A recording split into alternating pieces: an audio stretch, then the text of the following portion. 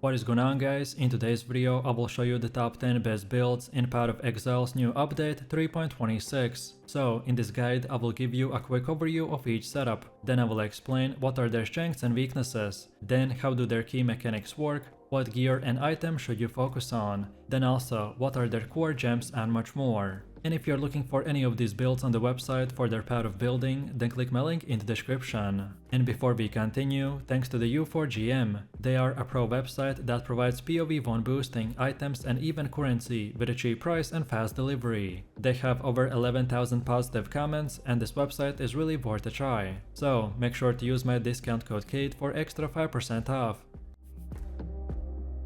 So moving over to the first one, which is the Lightning Arrow Deadeye build. This is a high-speed bow setup, designed for exceptional map clearing with efficient projectile-based AoE. It's focused on scaling flat elemental damage through the Lightning Arrow and the Artillery Ballista, by excelling in clearing large packs with projectiles that pierce and return. The build uses key offensive stats like the added elemental damage, attack speed, projectile modifiers, frenzy charges, and even critical strike scaling. Early on, you want to utilize the precise technique for a damage boost, and then switch to a critical focus setup once we acquire a strong spine bow. Offensively, it benefits from attack speed, projectile speed, frenzy charges, and the sniper's mark, and even added elemental damage. And then defensively, the build will stack evasion, 100% spell suppression, and element avoidance via the ancestral vision javel, which is also supported by the grace, blind, life leech, and life on a hit recovery. Projectile speed plays a key role in clearing speed, allowing for the off-screen kills, and improving damage through the bow mastery. Mana costs are minimized by using the Algix mod, ring crafts, and the inspiration support. Though incredibly fast and efficient for mapping, the build has some limited bossing potential, and lacks survivability for the hardcore player. It's best suited for the player who values speed, clear, and low input gameplay in a league starter setting. This setup also allows flexible gear options, which will enable you to invest gradually into the higher end bows and the javels as you progress.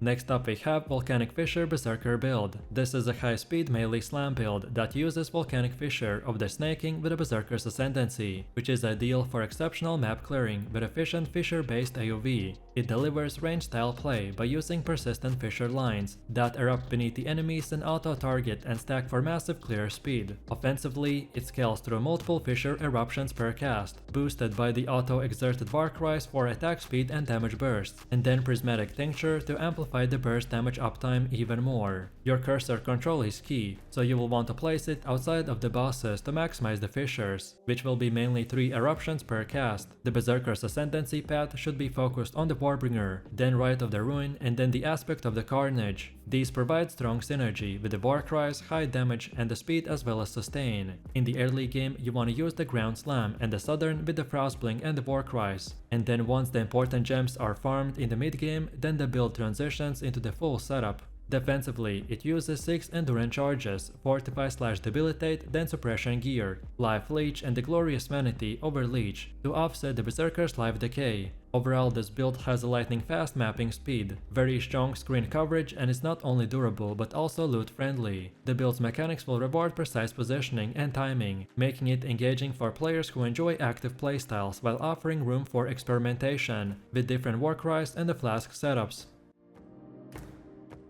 Next up we have the Poison Concoction Pathfinder build. The setup focuses on fast sustained poison damage through the skill Concoction, which fires a projectile that applies deadly poison over time. It leverages the Pathfinder's Ascendancy for great flask uptime, allowing continuous application of the damage and survivability buffs. Offensively, it stacks chaos damage, poison scaling, and the critical strikes, supported by the strong projectile speed and the multi-flask effects. Defensively, the build will rely on evasion, energy shield, and the life regeneration, boosted by the Pathfinder's flask enhancements. Early leveling will use similar poison-based attacks, and then transition into the high DPS poison scaling into the mid-game. This setup is budget-friendly, easy to gear, and offers solid clear speed, with respectable boss damage. It's ideal for players who want smooth mapping and strong sustain with the poison mechanics, while also enjoying the flask utility and survivability. This build also benefits from a variety of accessible uniques and affordable gear, making it particularly appealing to players looking for an effective yet economical option in the league start.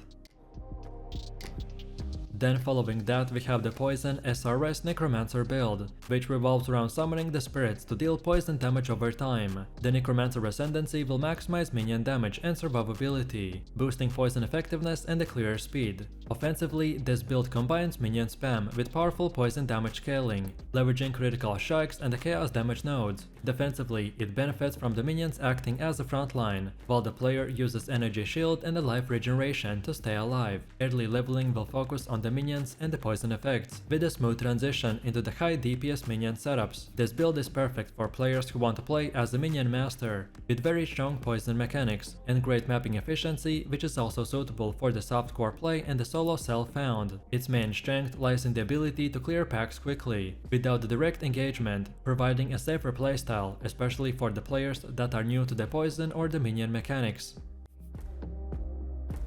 Next we have Bleed Gladiator build, which is centered on the melee bleed damage with a strong survivability. The Gladiator ascendancy will enhance the bleed effectiveness, life regeneration and the armor. The build uses fast attacks and bleed stacking to shred through the enemy super quickly. Offensively, it focuses on physical damage, attack speed and bleed scaling, while also utilizing buffs like Fortify for defense, and then specifically for defenses it leans on high life, armor and block chance, as well as a bleed immune gear. Early gameplay involves fast melee attacks and the bleed stacking, and then transitioning into the optimized gear with critical strike scaling.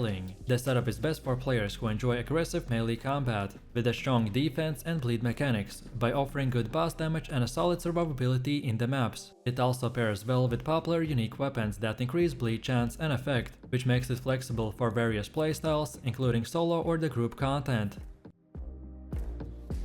Next up we have Explosive Arrow Ballista build, which is a ranged trap/minion hybrid that excels in map clearing with a strong aerial explosion. It uses the Ballista skill to summon stationary turrets that fire explosive arrows, causing very large AoV damage. Offensively, the build will stack fire damage, the trap damage, projectile damage, and even the critical strikes. It also leverages elemental penetration and the cluster javel bonuses. Defensively, it focuses on evasion, life, and damage mitigation through the flasks and javels. Early game will use basic traps and the projectiles for leveling, and then transition into a full explosive arrow ballista spam in the mid game. This build is great for players who want a unique turret playstyle, with a very high clearing speed and decent survivability. The strategic placement of ballistas and the traps will reward careful map navigation and also situational awareness by adding a tactical layer to the gameplay beyond just a simple skill spam.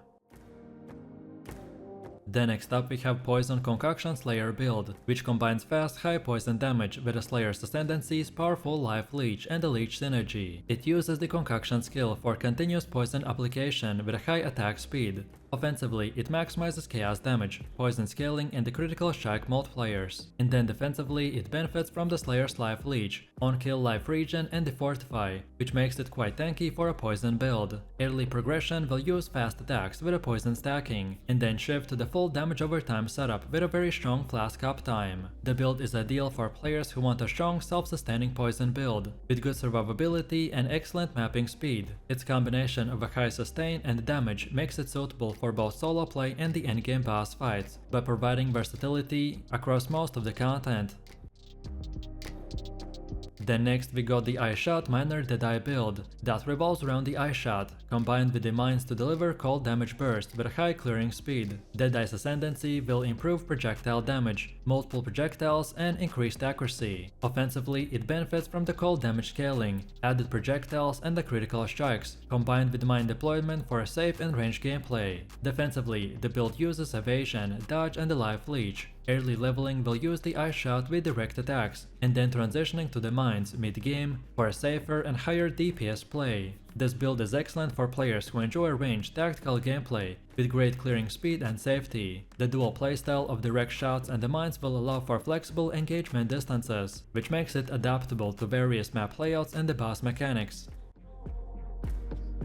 Then for one of the last ones we got the Archmage Vortex Hierophant build, This is a caster-focused setup that uses the vortex skill for massive cold damage over time. The hierophant's ascendancy provides strong mana and the energy shield sustain, allowing for very constant casting. Offensively, it scales cold damage, spell damage and critical strikes, and even the energy shield recharge. And then defensively, it relies on a high energy shield, mana regeneration, and on the hierophant's buffs. The early game focuses on the spell damage and survivability, and then transitions into a high energy shield build, with an excellent clear speed and good pass damage. This setup will suit players who want a powerful mage with a sustained AoE and strong defenses. It excels in boss fights due to a consistent uptime of the damage over time effects, and can even clear large packs effortlessly, which makes it one of the most popular builds among the players who really like the caster's role but with a heavy survivability.